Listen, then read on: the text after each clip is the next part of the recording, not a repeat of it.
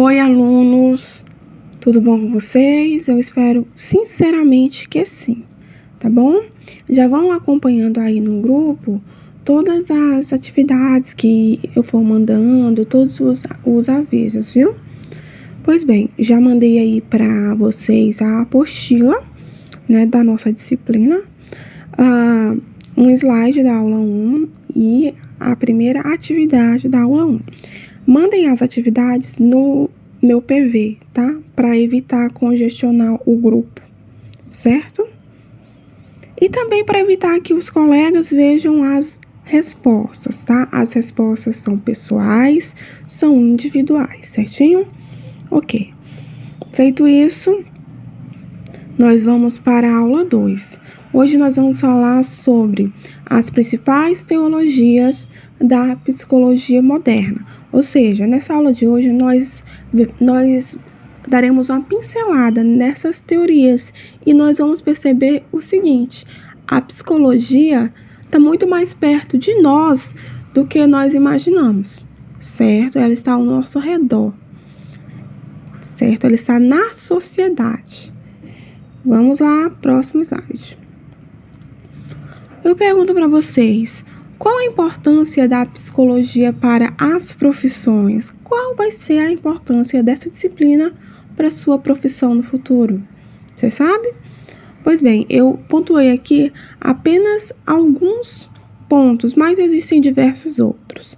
Olha, ela é importante porque a partir dela nós vamos procurar entender as necessidades do indivíduo e sociedade e também vamos buscar estratégias para suprir essas necessidades e preveni-las. Ela é importante também porque estudar o papel da inteligência emocional, orientar, selecionar e identificar métodos e técnicas para uma vida melhor é um dos objetivos e é uma das, como posso dizer, das bênçãos que a psicologia nos oferece. Ela abre esse leque pra gente, tá bom?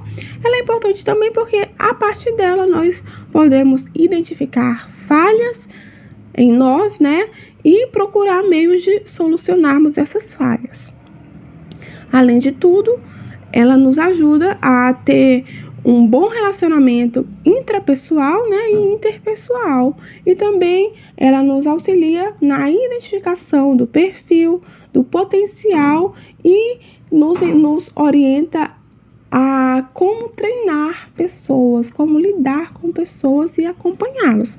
Porque vocês sabem que lidar com pessoas não é fácil, sim ou não? Sim, né? Muitos dizem por aí que lidar com o ser humano é a pior experiência que se tem.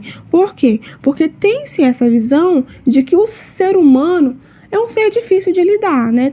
Talvez até você, meu caro aluno, tenha essa impressão. Nossa, resolver problemas de pessoas é muito complicado. Talvez seja, né? Próximo slide, vamos falar agora sobre as 3 principais teorias da psicologia moderna. Vejam só, existem várias teorias. Aqui eu fiz um apanhado geral. Eu escolhi 3 delas, né? E selecionei aqui nessa videoaula para vocês, tá bom? A partir de hoje nós vamos aprender o que é behaviorismo ou comportamentalismo. Nós vamos estudar também sobre Gestalt, psicanálise e é isso aí. Vamos repetir aí, eu aqui no vídeo e vocês na casa de vocês, no trabalho de vocês, seja onde vocês estiverem. Vamos repetir 2 vezes até ficar guardado na nossa cabeça, tá bom? Vamos lá. Número 1, behaviorismo ou comportamentalismo. De novo, tô esperando vocês falarem. Tá. Número 2, Gestalt. Repete comigo. Gestalt. Número 3, psicanálise. Psicanálise. Tá bom? Vamos à sequência agora. Vamos iniciar pelo behaviorismo ou comportamentalismo. Essa teoria, ela foi criada pelo famoso John Watson, tá? Que é esse rapaz da foto aqui da ilustração ao lado. Watson sentiu que os psicólogos deveriam estudar o comportamento observável, presta atenção, e adotar métodos objetivos. Em 1912, nasceu então o behaviorismo, conhecido também como comportamentalismo, é a mesma coisa. E essa teoria dominou a psicologia americana por cerca de 30 anos, muito tempo, né? Os psicólogos behavioristas estudavam os eventos ambientais. Guardem aí na cabeça de vocês, eventos ambientais, ou seja, os estímulos, o comportamento observável, ou seja, as respostas, e como a experiência influenciava o comportamento, as aptidões e os traços das pessoas mais do que a hereditariedade. Perceberam aí? Ou seja, a grosso modo, ele entende o seguinte, que não basta só a hereditariedade para determinar quem vai ser o ser humano. As experiências, né, o convívio com pessoas influencia diretamente. Entenderam aí? Aí eu pergunto, vocês concordam com essa teoria ou não? Entendeu? Ou seja, ele realizou experimentos, estímulos, e a partir das respostas, né, dos resultados, ele foi observando isso, certo? Existe também o behaviorismo radical, tá bom? Que nós vamos estudar nesse slide aqui. Ele foi criado por Frederick Skinner. E este considera os eventos ambientais, o comportamento observacional, né? Ou seja, as ações do indivíduo, mas também considera os comportamentos internos ou privados, ou seja, o pensar, o sentir, as opiniões, aquilo que eu guardo, entendeu? Em mim. Perceberam a diferença? A diferença do behaviorismo radical para o behaviorismo de Watson, né, de John Watson, é que John Watson, ele não considerava o quê? Os comportamentos internos, aqueles sentimentos guardados, escondidos, privados, né? O pensar, o sentir, são coisas ali que são um pouco mais difíceis de serem acessadas por um psicólogo, né? Por um indivíduo de forma geral. Continuando, aqui do ladinho vocês vão ver a ilustração, né? A foto do Frederick, que é esse rapaz aí de cabelos brancos, usando óculos. Agora nós vamos conversar sobre Gestalt, tá bom? Essa teoria, né, ela foi criada por Max Wertheimer, que é esse rapaz da foto. Max Wertheimer viveu entre 1880 a 1943. E olha só, o slogan do movimento Gestalt é o seguinte: o todo é diferente da soma das partes. O todo é diferente da soma das partes. Repitam aí comigo. O todo é diferente da soma das partes. Certo? O que isso quer dizer, professora? Não entendi nada. Calma que você vai entender. Olha só. O que a pessoa é, ou seja, o todo, são junções, né, de várias características próprias delas, ou seja, as partes. O todo é diferente da soma das partes. Quando alguém perguntar para você qual o slogan desse movimento, do movimento Gestalt, você vai dizer: o todo é diferente da soma das partes. Certinho? Beleza. Quando alguém perguntou quem fundou, você vai responder Max Wertheimer, tá? Continuando, A psicologia da Gestalt pode ser também vista como a psicologia da forma. Os gestaltistas, né, que são os profissionais que simpatizam com essa teoria, estão preocupados em compreender quais os processos psicológicos envolvidos na ilusão de ótica, quando o estímulo físico é percebido pelo sujeito como uma forma diferente do que se tem na realidade. Ou seja, a Gestalt, ela trabalha muito com a impressão, ela analisa a impressão que as pessoas têm ao observar ilusões de ótica, certo? Guardem bem isso. Essa teoria é muito diferente da outra e eu desejo que vocês consigam diferenciar uma teoria da outra, né? Na outra, que era a do behaviorismo, né, do comportamentalismo, nós havíamos falado sobre essa habilidade, né, de estudar estímulos, né, e do comportamento observacional, né, analisando ali as respostas que o indivíduo dá, certo? Aqui no Gestalt é totalmente diferente, é uma área da psicologia que é focada na análise do porquê as pessoas enxergam ilusões de óptica de forma diferente, ou seja, é uma figura só, mas cada pessoa que olha tem uma impressão diferente. Eu vou provar para vocês agora. Escolhi algumas imagens, tá? E eu vou pedir que vocês analisem, tá? Observem para mim essa imagem aqui. Eu pergunto, o que você vê nesta imagem?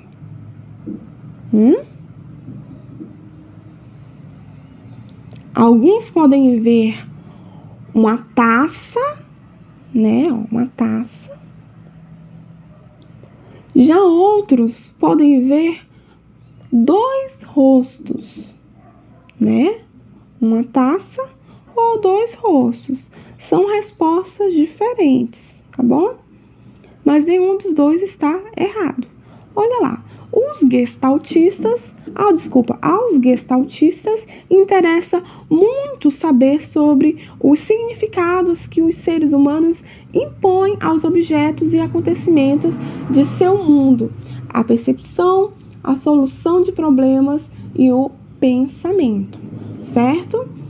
Então, olha lá, eles analisam essas imagens, eles observam as respostas das pessoas a essa imagem ou quaisquer outras, e a partir daí eles vão traçando um perfil.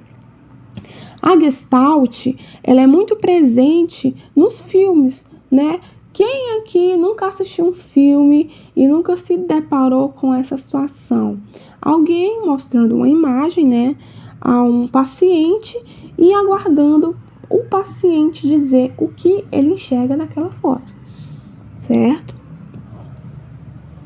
Continuando. Olha essa imagem aqui, meninos. O que é que vocês enxergam nessa imagem?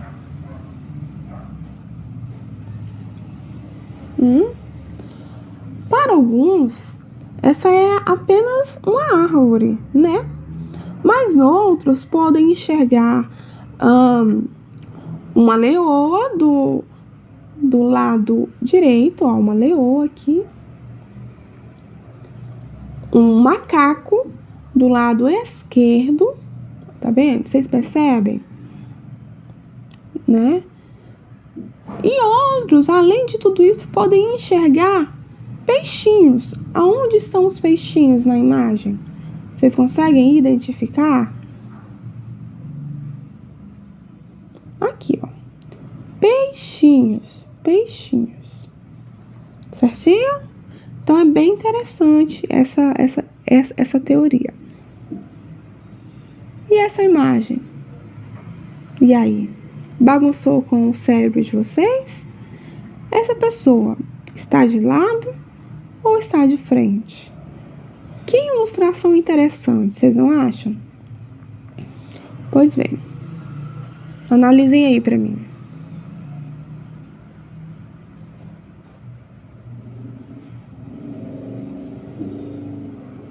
Já? Beleza. Então, quando vocês lembrarem de teoria da psicologia que avalia a percepção dos indivíduos acerca de ilusões de ótica, a gente está falando de qual teoria? Da Gestalt. Quando eu perguntar para vocês qual teoria que associa isso, vocês já sabem que é Gestalt. Quando eu perguntar para vocês quem foi o fundador dessa teoria, vocês vão me responder. Max Wertheimer, tá? Quando eu perguntar para vocês o slogan dessa teoria, vocês vão me responder. O todo é diferente da soma das partes, tá bom? Olhem essa imagem. O que vocês enxergam nessa imagem? Alguns podem enxergar... digam aí, o que vocês enxergam antes de eu falar a imagem em si? Senão eu vou dar muita pista. Olha, alguns podem enxergar uma mulher. Percebam, uma mulher aqui, ó, os olhinhos dela, a boquinha dela, nariz, e uma sombra que faz uma exemplificação ali do cabelo, né? Outros já vão enxergar um músico, um rapaz de nariz bem avantajado, tocando saxofone, entenderam? Que interessante, né? Ó, uma mulher, um rosto de mulher ou um músico. Agora, analisem esta imagem aqui. Eu acho que é uma das mais complexas. Eu amo essa imagem. O que vocês enxergam nessa imagem? Alguns vão enxergar um senhor, né, bem idoso e uma senhorinha bem idosa, né?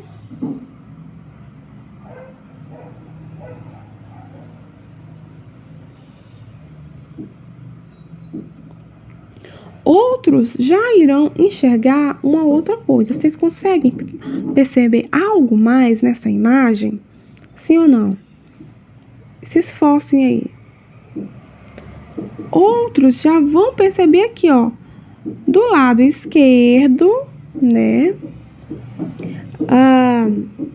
um músico sentado, ó, com o seu instrumento, né, com o seu violão, talvez, com a sua viola, tocando, né. Observem que ele tem bigode, que ele usa um chapéu enorme, né. Do ladinho, lá no fundinho da casa, a gente percebe o quê? Que tem uma mulher encostada na porta, que seria a orelhinha dele, mas é a porta aqui nesse âmbito, tá? Olha aqui, ó, a calçadinha aqui, ó, que ele tá sentado. Ali nós vemos aqui. E do outro lado, nós percebemos que há uma outra mulher do lado dele. Olha só o vestido dela.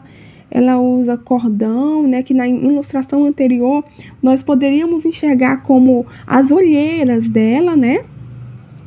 E a sobrancelha da mulher, nós entendemos como o chapéu que ela usa. Perceberam? Olha aí, ó. O bracinho, que na verdade era o nariz dela, né? Ó, bem interessante.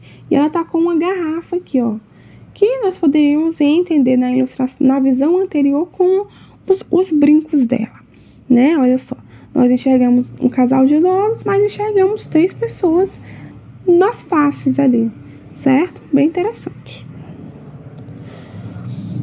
Agora nós vamos para uma imagem que, se você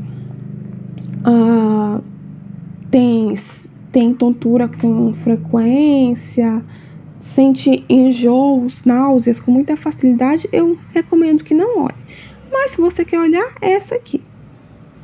Tá vendo? Vocês já viram várias imagens assim, né? Ilusões de óptica. Teoria da Gestalt.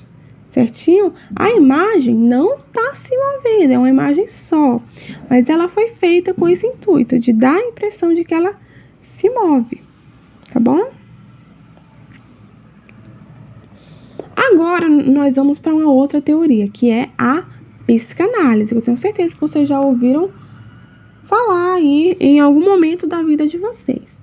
Bem, a psicanálise, ela foi criada por Sigmund Freud. A gente não lê Sigmund Freud, a gente lê Sigmund Freud. Freud viveu entre 1856 a 1939. Quem foi Freud? Freud era um médico neurologista vienense, ou seja, ele vivia em Viena, que se especializou no tratamento de problemas do sistema nervoso e, em particular, nas desordens neurológicas. Por quê? Porque essa era a afinidade dele. Foi isso que ele escolheu para a vida dele, tá bom? Ao lado nós temos uma imagem, uma fotinha de Freud, tá? Olha lá. Esse rapaz era Freud, certo? Freud adotou a hipnose. Vocês já ouviram falar em hipnose? Pois bem, ele adotou a hipnose para ajudar as pessoas a reviverem as experiências traumáticas do passado que pareciam associadas com seus sintomas atuais. Ou seja, ele acreditava que tudo aquilo que acontece no presente são consequências de experiências dolorosas, sofridas, ocorridas no passado. Experiências essas que por muitas vezes são o quê? Oprimidas, né? Geralmente quem sofre não gosta de, ou não tenta, enfim, ou o próprio corpo da pessoa tenta esquecer, guardar, esconder ali aquela situação traumática, né? Vocês sabiam que há algumas situações que o nosso cérebro, ele propositalmente ele faz com que nós nos esqueçamos. Para quê? Para que nós não nos machuquemos ainda mais? Sim, isso é uma verdade, tá? É um ato de defesa do corpo, certo? Tanto existem pessoas que sofrem, enfim, assaltos horrorosos, traumáticos, mas se você perguntar para ela o que aconteceu, ela não sabe ao certo dizer. Foi isso, foi aquilo, na hora tal, assim, acessada. Ela não vai se lembrar de nada, entendeu? Continuando. Entretanto, nem todos podiam atingir um estado de transe na hipnose, né? E a hipnose parecia resultar em curas apenas temporárias, com um aparecimento posterior de novos sintomas, né? Enfim, de novos problemas. Porque acreditem, meus caros alunos, o corpo fala. O corpo fala. Tudo aquilo que nós armazenamos para nós não fica, como posso dizer, não é à toa, né? E também nós sofreremos consequências. Por isso, a minha dica é evitar guardar para si situações traumáticas, situações dolorosas, né? Tentar conversar sempre com alguém, pôr tudo isso para fora. Se você tem mágoa de alguém, tristeza, rancor, enfim, tem que conversar, tem que pôr isso para fora, porque isso vai lhe fazer muito mal, certo? Continuando, próximo slide. Freud, então, criou o método da associação livre. Ele criou esse método após, né, as tentativas ali que ele teve com a hipnose. Na associação livre, os pacientes deitavam-se num divã. O que é divã? Divã é uma espécie de sofá onde você consegue apoiar a sua cabeça, né? E aí, então, ele conversava...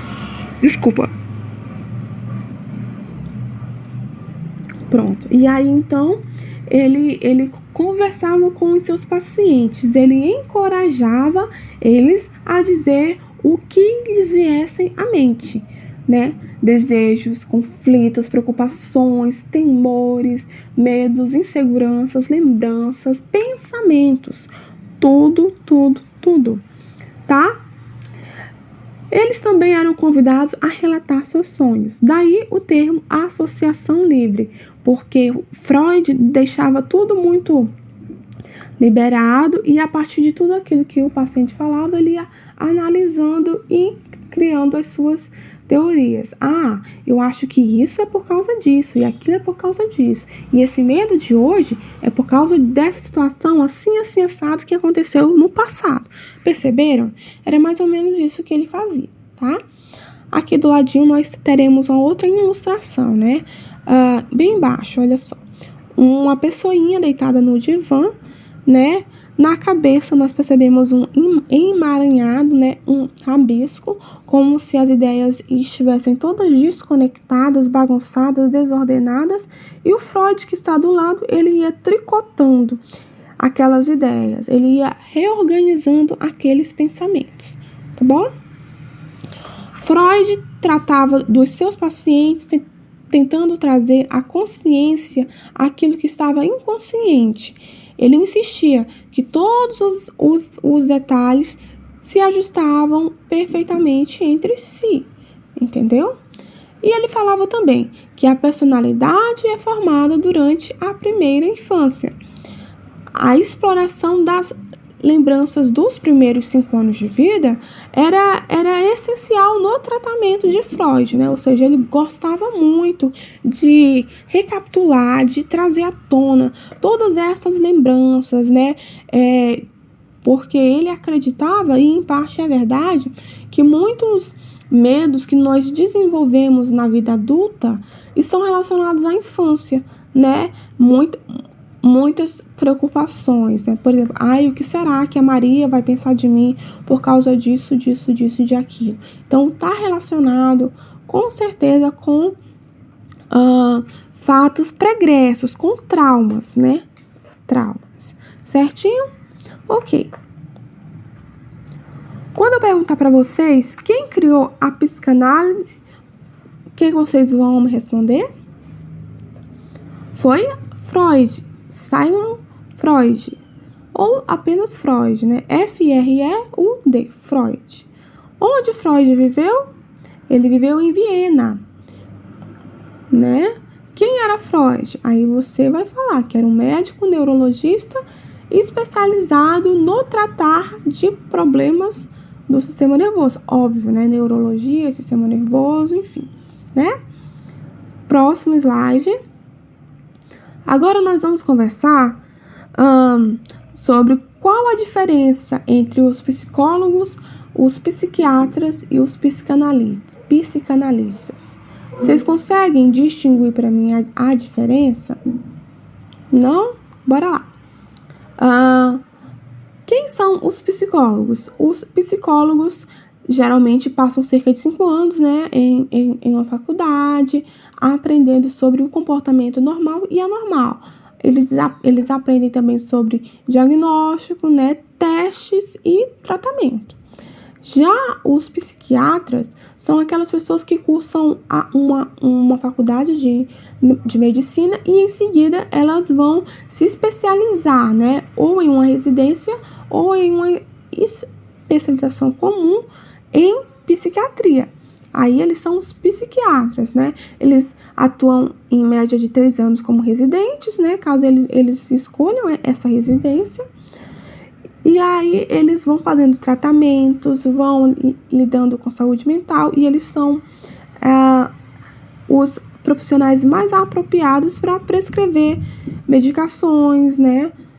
Enfim, para avaliar e detectar distúrbios emocionais e psiquiátricos também, tá bom? Já os psicanalistas, na sua maioria, são aqueles psicólogos e médicos, né, que optam pela psicanálise, né? Ou seja, como admiradores de Freud e acreditando nos métodos de Freud, eles optam pela psicanálise, tá bom? Eu quero reforçar uma coisa com vocês aqui. Procura auxílio psiquiátrico, psicológico, não importa.